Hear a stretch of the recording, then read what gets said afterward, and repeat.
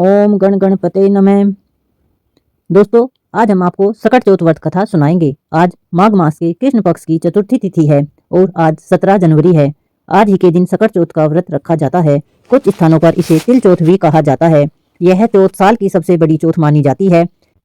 इस दिन भगवान श्री गणेश की आराधना सौभाग्य प्रदान करने वाली होती है। आज के दिन भगवान गणेश और माता पार्वती की पूजा करने से तथा व्रत कथा को सुनने से संतान के ऊपर आने वाली सभी कष्ट शीघ्र अतिशीघ्र दूर हो जाते हैं तथा संतान की दीर्घ आयु होती है। भगवान शिव जी ने गणेश जी को आशीर्वाद दिया था कि चतुर्थी के दिन जो तुम्हारी पूजा करेगा और रात्रि में चंद्रमा को अर्घ्य देगा तो उसको सभी दुखों से मुक्ति मिलेगी और सभी प्रकार के सुखों की प्राप्ति होगी। तो आज मैं आपको सुना रही हूँ सकट चौथ की चारों संपूर्ण कथाएं। इन कथाओं को सुनने के बाद हम चौथ माता की कथा को भी सुनेंगे तो आप प्रसन्नचित मन से बैठ जाइए और प्रभु का ध्यान लगाते हुए इन कथाओं का आनंद लेंगे। भगवान श्री लक्ष्मी नारायण जी के चरणों का ध्यान करते हुए इन कथाओं को आप पूर्ण सुने।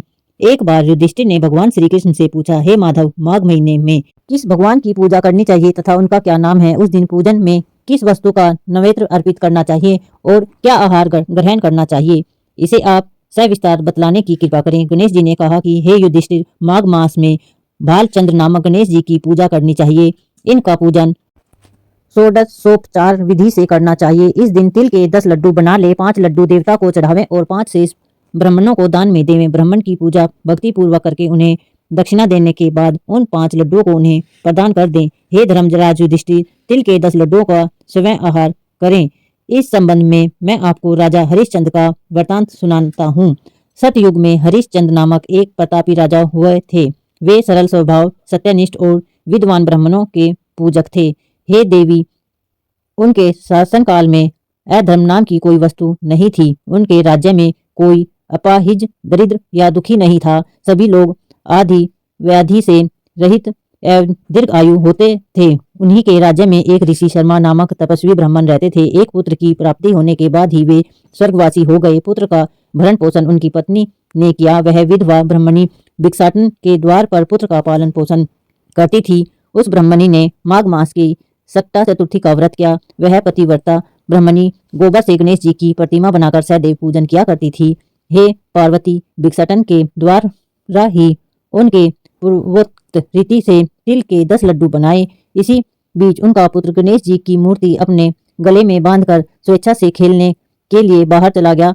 तब एक नर पिशाच कुम्हार ने उस ब्राह्मणी के 5 वर्षीय बालक को जबरन पकड़कर अपने आवों में छोड़कर मिट्टी के बर्तनों को पकाने के लिए उसमें आग लगा दी। इधर उसकी माता अपने बच्चे को ढूंढने लगी और उसे न पाकर वह बड़ी व्याकुल हुई। वह ब्राह्मणी विलाप करते हुई गणेश जी की प्रार्थना करने लगी कि हे गणेश जी, विशाल शरीर वाले, हे सूर्य नारायण की लाली के सदृश्य कांतिशाली, हे सुंदर जटा समूह को धारण करने वाले, आप इस दुखियारिन की रक्षा कीजिए। हे गजानन, हे 4 भुजाधारी, हे मस्तक में चंद्रमा को धारण करने वाले, हे विनायक, हे अनाथों के नाथ, हे वरदायक, मैं पुत्र के वियोग में व्यथित हूँ, आप मेरी रक्षा कीजिए। वह ब्राह्मणी इस प्रकार आधी रात तक विलाप करती रही। प्रातःकाल होने पर कुम्हार अपने पके हुए बर्तनों को देखने के लिए आया। तब उसने आव खोल के देखा तो उसमें जांग पर पानी जमा हुआ पाया और इससे भी अधिक आश्चर्य उसे तब हुआ जब उसमें बैठे एक खेलते हुए बालक को देखा। ऐसी अद्भुत घटना देखकर वह भयवश कांपने लगा और इस बात की सूची उसने राज दरबार में दी। उसने राज्यसभा में अपने कर्कृत्य का वर्णन किया। कुम्हार ने कहा कि हे महाबाहु, हे प्रज्वलित अग्नि के समान तेजवान, हे महाराज हरिश्चंद्र, मैं अपने दुष्कर्म के लिए वध के योग्य हूँ। उसने आगे कहा, हे महाराज, कन्या के विवाह के लिए मैंने कई बार मिट्टी के बर्तन पकाने के लिए आवा लगाया, परंतु मेरे बर्तन कभी भी नहीं पके और सदैव कच्चे ही रह गए। तब मैंने भयभीत होकर एक तांत्रिक से कारण पूछा। उसने कहा कि चुपचाप किसी लड़के की तुम बलि चढ़ा दो तो तुम्हारा आवा पक जाएगा। मैंने सोचा कि मैं किसके बालक की बलि दूं। जिससे बालक की बलि दूंगा वह मुझे जीवित नहीं छोड़ेगा। इसी भय से हे राजा, मैंने दृढ़ निश्चय किया कि इसे ही बैठा कर आग लगा दूंगा। मैंने अपनी पत्नी से परामर्श किया तो ऋषि शर्मा ब्राह्मण मृत हो गए हैं। उनकी विधवा पत्नी भीख मांगकर अपना गुजारा करती है। वह लड़के को लेकर क्या करेगी? मैं यदि उनके पुत्र की बलि दे दूं तो मेरे बर्तन पक जाएंगे। मैं इस जघन्य कर्म को करते रात में निश्चिंत होकर सो गया। प्रातः जब मैंने आवा खोल कर देखा तो क्या देखता हूँ कि उस लड़के को मैं जिस स्थिति में बैठा कर गया था वह उसी तरह निर्भय भाव से बैठा है और उसमें जांग भर पानी भरा हुआ है। इस भयावह दृश्य से मैं कांप उठा और इसकी सूचना देने आपके पास आया हूँ। कुम्हार की बात सुनकर राजा बहुत ही विस्मित हुए और उस लड़के को देखने के लिए आए। बालक को प्रसन्नतापूर्वक खेलते देखकर मंत्री ने राजा से कहा कि यह क्या बात है, यह किसका लड़का है, इस बात का पता लगाओ। इस आवे में जांग भर जल कहाँ से आया, इसमें कमल के फूल कहाँ से खिल गए, इस दरिद्र कुम्हार के आवे में वे ध्रुव मणि के समान हरी हरी दूब कहाँ से उग आई। बालक को न तो आग की जलन हुई, न तो इसे भूख प्यास ही है। यह आवे में भी वैसे ही खेल रहा है मानो अपने घर में खेल रहा हो। राजा इस तरह की बात कह ही रहे थे कि वह ब्रह्मणी वहां बिलखती हुई आ पहुंची और वह कुम्हार को कोसने लगी। जिस प्रकार गाय अपने बछड़े को देखकर रंभाती है, ठीक वही अवस्था उस बुढ़िया की थी। वह बुढ़िया बालक को गोद में लेकर प्यार करने लगी और कांपती हुई राजा के सामने बैठ गई। राजा हरिश्चंद्र ने पूछा कि हे ब्रह्मणी, इस बालक ने न जाने का क्या कारण है, क्या तू कोई जादू जानती है अथवा तूने कोई धर्माचरण क्या है जिसके कारण बच्चे को आंच तक नहीं आई। राजा की बात सुनकर ब्रह्मणी ने कहा कि हे महाराज, मैं कोई जादू नहीं जानती और न ही कोई धर्माचरण, तपस्या, योग, दान आदि की प्रक्रिया ही जानती हूँ। हे राजा, मैं तो सकट नाशक गणेश चतुर्थी का व्रत करती हूँ। उसी व्रत के प्रभाव से मेरा पुत्र जीता जागता बच गया। ब्रह्मणी की बात सुनकर राजा ने कहा कि मेरे राज्य की संपूर्ण जनता इस सकट नाशक गणेश का व्रत करे, इसमें मेरी पूर्ण सहमति है। राजा उसकी परिक्रमा करते हुए कहा कि हे पतिव्रते, तू धन्य है। राजा ने संपूर्ण नगरवासियों को गणेश जी का व्रत करने का आदेश दिया। इस आश्चर्यजनक घटना के कारण सभी लोग उस दिन से प्रत्येक मास की गणेश चतुर्थी का व्रत करने लगे। इस व्रत के प्रभाव से ब्रह्मणी ने अपने पुत्र के जीवन को पुनः पाया था। इतना कहने के बाद श्री कृष्ण ने कहा कि हे युधिष्ठिर, आप भी इस सर्वोत्तम व्रत को कीजिए। इस व्रत के प्रभाव से आपकी सभी कामनाएं पूर्ण होगी। आप मित्रों, पुत्रों और पोत्रों को सुख देने वाले साम्राज्य को प्राप्त करेंगे। हे महाराज, जो लोग इस व्रत को करेंगे उन्हें पूर्ण सफलता मिलेगी। भगवान कृष्ण की बात से युधिष्ठिर बहुत प्रसन्न हुए और माँ कृष्ण गणेश चतुर्थी का व्रत करके निष्कंटक राज्य भोगने लगे। प्यारे दोस्तों, अब हम सकट चतुर्थी की दूसरी कथा को सुनेंगे। एक शहर में देवरानी जेठानी रहती थी। जेठानी अमीर थी और देवरानी गरीब थी। देवरानी गणेश जी की भक्त थी। देवरानी का पति जंगल से लकड़ी काट कर बेचता था और अक्सर बीमार रहता था। देवरानी जेठानी के घर का सारा काम करती और बदले में जेठानी बचा हुआ खाना, पुराने कपड़े आदि उसको दे देती थी। इसी से देवरानी का परिवार चल रहा था। माघ महीने में देवरानी ने तिल चौथ का व्रत किया। 5 रुपए का तिल व गुड़ लाकर तिलकुट बनाया। पूजा करके तिल चौथ की कथा अर्थात तिल चौथ की कहानी सुनी और तिलकुटा छीके में रख दिया और सोचा कि चांद उगने पर पहले तिलकुटा खाएगी और उसके बाद ही कुछ खाएगी। कथा सुनकर वह जेठानी के यहाँ चली गई। खाना बनाकर जेठानी के बच्चों से खाना खाने को कहा तो बच्चे बोले, माँ ने व्रत किया है और माँ भूखी है, जब माँ खाना खाएगी हम भी तभी खाएंगे। जेठ जी को खाना खाने को कहा तो जेठ जी बोले, मैं अकेला नहीं खाऊंगा, जब चांद निकलेगा तब सब खाएंगे, तभी मैं भी खाऊंगा। जेठानी ने उसे कहा कि आज तो किसी ने भी अभी तक खाना नहीं खाया, तुम्हें कैसे दे दूं? तुम सुबह सवेरे ही बचा हुआ खाना ले जाना। देवरानी के घर पर पति बच्चे सब आस लगाए बैठे थे कि आज तो त्योहार है, इसलिए कुछ पकवान आदि खाने को मिलेगा। परंतु जब बच्चों को पता चला कि आज तो रोटी भी नहीं मिलेगी तो बच्चे रोने लगे। उसके पति को भी बहुत गुस्सा आया। कहने लगा, सारा दिन काम करके भी 2 रोटी नहीं ला सकती तो काम क्यों करती हो? पति ने गुस्से में आकर पत्नी को कपड़े धोने से मारा। धोना हाथ से छूट गया तो पाटे से मारा। वह बेचारी गणेश जी को याद करते हुए रोते रोते पानी पीकर सो गई। उस दिन गणेश जी देवरानी के सपने में आए और कहने लगे, धोने मारी, पाटे मारी, सो रही है या जाग रही है? वह बोली, कुछ सो रही हूँ, कुछ जाग रही हूँ। गणेश जी बोले, भूख लगी है, कुछ खाने को दे। देवरानी बोली, क्या दूं? मेरे घर में तो अन्न का एक दाना भी नहीं है। जेठानी बचा कुचा खाना देती थी, आज वो भी नहीं मिला। पूजा का बचा हुआ तिलकुट छीके में पड़ा है, वही खा लो। तिलकुटा खाने के बाद गणेश जी बोले, धोने मारी, पाटे मारी, मिचमाटी लगी है, कहाँ निपटे? देवरानी बोली, ये पड़ा घर, जहाँ इच्छा हो वहां निमट लो। फिर गणेश जी बोले, अब कहाँ पहुंचे? तब देवरानी को बहुत गुस्सा आया कि कब से तंग कर रहे हो, सोने भी नहीं देते, मेरे सर पर पोंछ लो और कहाँ पहुंचोगे? सुबह जब देवरानी उठी तो यह देखकर हैरान रह गई कि पूरा घर हीरे मोती से जगमगा रहा है और सिर पर जहाँ बिंदा जी पहुंचने कर गए थे वहां हीरे के टीके और बिंदी जगमगा रहे थे। उस दिन देवरानी जेठानी के घर काम करने नहीं गई। बड़ी देर तक राह देखने के बाद जेठानी ने बच्चों को देवरानी को बुलाने को भेजा। जेठानी ने सोचा, कल खाना नहीं दिया था इसलिए शायद देवरानी बुरा मान गई है। बच्चे बुलाने गए और बोले, चाची चलो, माँ ने बुलाया है, सारा काम पड़ा है। दुनिया में चाहे कोई मौका चूक जाए पर देवरानी जेठानी आपस में कहने का मौका नहीं छोड़ती। देवरानी ने कहा, बेटा बहुत दिन तेरे माँ के यहाँ काम कर लिया, अब तुम अपनी माँ को ही मेरे यहाँ काम करने भेज दो। बच्चों ने घर जाकर माँ को बताया कि चाची का तो पूरा घर हीरे मोती से जगमगा रहा है। जेठानी दौड़ते हुए देवरानी के पास आई और पूछा कि ये सब कैसे हुआ। देवरानी ने उनसे के साथ जो हुआ वो सब कह डाला। घर लौटकर जेठानी अपने पति से कहने लगी कि आप मुझे धोनी से मारो और बहुत ज्यादा मारो। उसका पति बोला कि भली मानस, मैंने कभी तुम पर हाथ नहीं उठाया, मैं तुम्हें धोने से कैसे पीट सकता हूँ। वह नहीं मानी और जिद करने लगी। मजबूरन पति को उसे मारना पड़ा। उसने ढेर सारा घी डालकर चूरमा बनाया और छींके में रखकर सो गई। रात को चौथ विनायक जी सपने में आए और कहने लगे, भूख लगी है, क्या खाऊं।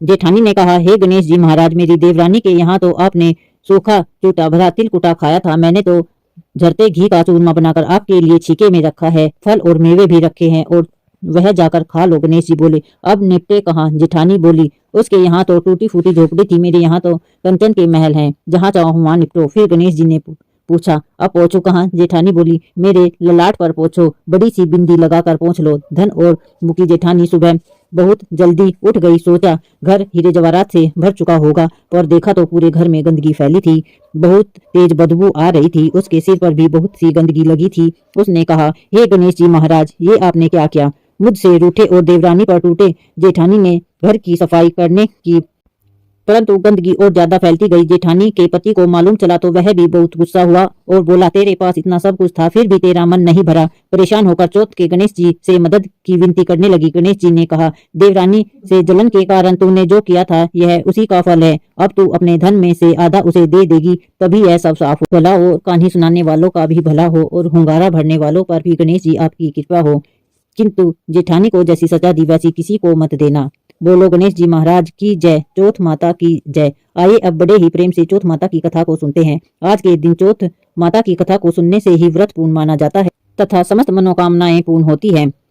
कथा इस प्रकार है। एक नगर में एक बूढ़ी माँ रहती थी। वह अपने बेटे की सलामती के लिए 12 महीने की चौथ का व्रत करती थी। हर चौथ को पंसारी से थोड़ा सा गुड़ और घी लाकर 4 लड्डू बनाती, एक बेटे को देती, एक से पूजा करती और एक हत्का के लिए निकालती और एक चांद उगने पर खुद खा लेती। एक बार उसका बेटा ताई से मिलने गया। ताई ने वैसाखी चौथ का व्रत रखा था। ताई से पूछा, माँ तो 12 चौथ रखती है। ताई बोली, तेरी माँ तेरी कमाई से तरमाल खाने के लिए 12 चौथ रखती है, तू परदेश जाए तो वह एक भी चौथ नहीं करेगी। लड़के को लगा ताई सच कह रही है। घर आकर माँ से कहा, मैं परदेश जा रहा हूँ, यहाँ तू मेरी कमाई खाने पीने में ही उड़ा देती है। माँ ने समझाकर उसे रोकना चाहा पर बेटा नहीं माना। माँ ने उसे साथ ले जाने के लिए चौथ माता के तिल दिए और कहा कि मुसीबत में यह तिल तेरी मदद करेंगे। वह तिल लेकर रवाना हो गया। घूमते हुए एक नगर में पहुंचा। उसने देखा एक बूढ़ी माँ रोती जा रही है और पुआ बनाते जा रही है। उसने कारण पूछा तो बूढ़ी माँ ने कहा, बेटा इस नगर की पहाड़ी पर एक दैत्य रहता है। पहले वह नगर में आकर कई लोगों को खाने के लिए मार देता था। अब राजा हर घर में एक आदमी दैत्य के पास भेजता है और आज मेरे बेटे की बारी है, इसलिए मैं रो रही हूँ और उसी के लिए पुए बना रही हूँ। वह बोला, तू पुए मुझे खिला दे, तेरे बेटे की जगह मैं चला जाता हूँ। बूढ़ी माँ ने खीर पुए उसे खिला दिए। खा पी कर वह सो गया। रात को राजा के सैनिक आए और बूढ़ी माँ ने उसे भेज दिया। दैत्य के सामने पहुंचने पर उसने चौथ माता के तिल दैत्य की तरफ फेंक कर कहा, हे चौथ माता, यदि मेरी माँ मेरी सलामती के लिए व्रत करती है तो दैत्य का सिर कट कर गिर जाए। फिर तुरंत दैत्य का सिर कट गया। लड़का वापस आ गया। राजा ने उसे उपहार देकर विदा किया। चलते चलते वह एक दूसरे राजा के नगर में पहुंचा। इस राज्य में आवा तभी पकता था जब एक इंसान की बलि दी जाती थी। सिपाहियों ने उसे पकड़कर आवे में झोंक दिया। लड़के ने चौथ माता की तिल आवे में डाले और कहा, हे चौथ माता, यदि मेरी माँ मेरे लिए व्रत करती है तो यह तिल मेरी बलि लिए बिना ही झट से पक जाए। ऐसा कहते ही आवा तुरंत पक गया। आवे में से मिट्टी की जगह सोने चांदी के बर्तन निकले। अंदर से लड़का बोला, बर्तन धीरे धीरे निकालना, कहीं मुझे लग न जाए। राजा ने इसे निकलवाया और पूछा, इस आवे से तुम बच कैसे गए। लड़के ने बताया कि उसकी माँ चौथ माता का व्रत करती है, व्रत के कारण ही वह बच गया है। राजा को तब विश्वास नहीं हुआ। उसने एक चांदी की सुराही मंगवाई और कहा कि सुराही की नली से निकल कर दिखाओ, तभी मुझे विश्वास होगा।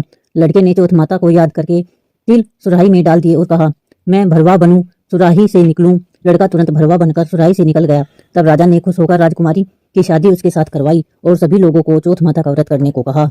एक दिन उसे माँ की याद आई उसने राजा के पास जाकर खुद के नगर जाने की इच्छा जाहिर की। राजा ने रथ, घोड़ा, हाथी और खूब सारी दान दहेज देकर उसे विदा किया। चौथे के दिन वह अपने नगर पहुंचा। वह अकेला पंसारी के यहाँ माँ का इंतजार करने लगा। सोचा चौथ है तो माँ यहाँ जरूर आएगी। थोड़ी देर बाद लकड़ी देखती हुई माँ आती दिखी। उसकी माँ की आंखों में जाले आने के कारण दिखना कम हो गया था। लड़के ने जानबूझकर उस स्त्री के बेटे को अपशब्द कहने लगा। माँ ने उसे नहीं पहचाना और कहने लगी, भैया मुझे चाहे कितनी गाली दे दो पर मेरे बेटे को कुछ मत कहना। यह सुनते ही बेटा माँ के चरणों में गिर पड़ा और कहा, मैं तेरा ही बेटा हूँ, मुझे माफ कर दो। तब माँ ने उसे गले लगा लिया। नगर के लोगों ने विश्वास नहीं किया कि वह उसी का बेटा है। बूढ़ी माँ ने चौथ माता को याद करके कहा, हे चौथ माता, यदि मैं अपने बेटे के लिए व्रत करती हूँ तो मेरे स्तन में दूध भर जाए और उसकी धार मेरे बेटे के मुंह पर गिर जाए। माँ के स्तनों से दूध की धार निकलकर बेटे के मुंह में गिरने लगी। लोग चौथ माता की जय जयकार करने लगे। उस नगर के सभी लोग चौथ माता का व्रत करने लगे। हे चौथ माता, जैसे बूढ़ी माँ और उसके बेटे की सहायता की वैसे हमारी भी करना। कहानी कहने, सुनने और हुंगारा भरने वालों पर अपनी कृपा बनाए रखना। बोलो चौथ माता की जय। की चौथी कथा सुनेंगे। एक गांव में एक साहूकार और साहूकारनी रहते थे। दोनों ही पूजा पाठ नहीं करते थे। संभवतः इसी कारण उनकी कोई संतान नहीं थी। एक दिन साहूकारनी अपने पड़ोसी के घर गई तो उसने देखा कि वो कोई पूजा कर रही है। उसने उससे पूछने का प्रयत्न किया। उस दिन सकट चौथ थी और पड़ोसन उसी की पूजा कर रही थी। साहूकारनी ने उससे पूछा कि चौथ का व्रत करने से क्या होता है। इस पर पड़ोसन ने कहा कि इसे करने से अन्न, धन, सुख, सुहाग, संतान सब मिलता है। इस पर साहूकारनी ने कहा, यदि वो गर्भवती हुई तो वह सवा से तिलकुट बनाकर चौथ का व्रत करेगी। गणेश भगवान की कृपा से वो गर्भवती हो गई। तब उसने संतान के जन्म पर व्रत पूजा करने का इरादा किया। कुछ समय बाद उसका पुत्र हुआ तो फिर उसने व्रत को टाल दिया और कहा कि जब उसके बेटे का विवाह होगा तब वो सकट चौथ का व्रत करेगी। बेटा बड़ा हुआ और उसका परदेश में विवाह सुनिश्चित हो गया। जब बेटा बारात लेकर गया तब भी साहूकारनी ने व्रत करने का इरादा नहीं दिखाया। इससे गणेश भगवान कर रुष्ट हो गए और चौथ माता भी नाराज हो गई, जिसके चलते बेटा फेरों के बीच में अदृश्य हो गया और चौथ माता ने उसे जंगल में पीपल के पेड़ पर बिठा दिया। बहुत खोजने पर भी जब वह नहीं मिला तो विवाह आधा हुआ ही रह गया। सभी अपने घर चले गए। एक दिन उस युवक की अर्धविवाहित पत्नी अपनी सहेलियों के साथ पूजा के लिए दूब लेने जंगल गई।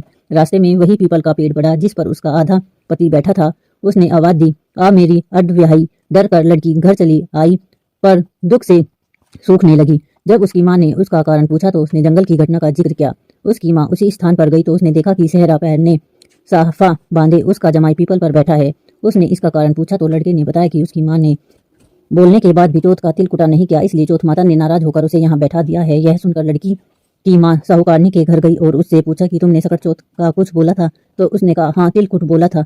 तब उसकी समधिन ने कहा कि बोलने के बावजूद अपना वचन ना निभाने के कारण उसको दंड भुगतना पड़ रहा है। इसी पर साहूकारनी ने कहा कि जैसे ही उसका बेटा बहू लेकर घर आएगा तो तिलकुट करेगी। इससे गणेश जी प्रसन्न हो गए और उसके बेटे को मुक्त करके फेरे पूरे करने का आशीर्वाद दिया। धूमधाम से विवाह हो गया और वह बहू को लेकर घर आया। इसके बाद प्रसन्न साहूकारनी ने 2.5 मन तिलकुट का पूजन किया। साथ ही प्रार्थना की कि हे श्री गणेश, आप चौथ माता जैसे आपके आशीर्वाद से मेरे कष्ट दूर हुए हैं, ऐसे ही सबके कष्ट दूर करना। हमेशा सकट चौथ और तिलकुट करने लगी। तभी से सब लोग ये कथा को पढ़कर इस व्रत को करते हैं। बोलो गणपति महाराज की जय। दोस्तों, अगर वीडियो अच्छी लगे तो वीडियो को लाइक करें, शेयर करें, चैनल को सब्सक्राइब करें और कमेंट बॉक्स में ओम गणपति महाराज जरूर लिखें। सकट चौथ की आप सभी को हार्दिक बधाई।